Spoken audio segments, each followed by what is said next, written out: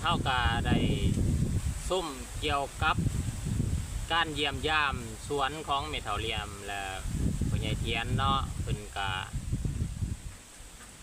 มีการเฮ็ดปลูกพืชปลูกผักแบบผสมผสาน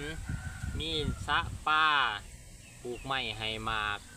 พืชพันธุ์ธัญญาหารต่างๆที่สามารถบริโภคกินได้เนาะพ่อแม่พี่น้องนอกจากเฮ็ดหน้าเฮ็ดสวน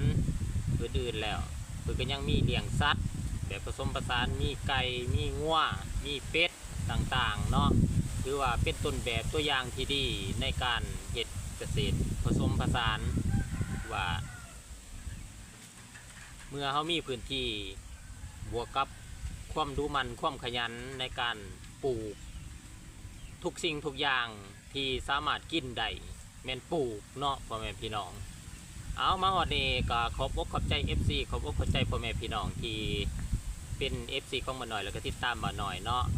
ที่ติดตามบ่าวน้อยตลอดเวลาท้ายสุดนี้บ่าวน้อยก็ขอบอกขอบใจมายังทานผู้ชมและ FC อีกเทื่อหนึ่ง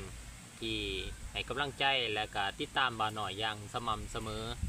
ท้ายสุดบ่าวน้อยก็ขออวยไส้ให้พรขอให้ทานจงมีความสุขความเจริญความอุดมหังมีเงินทองเงินค่ำไหลมาเทมาปรารถนาสิ่งใดก็สมดังความมุ่งมั่นปรารถนา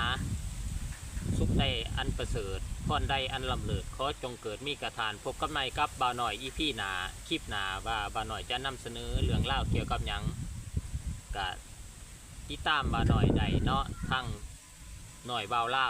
ช่อง YouTube หน่อยบ่าวเล่าสำหรับมื้อนี้สบายดี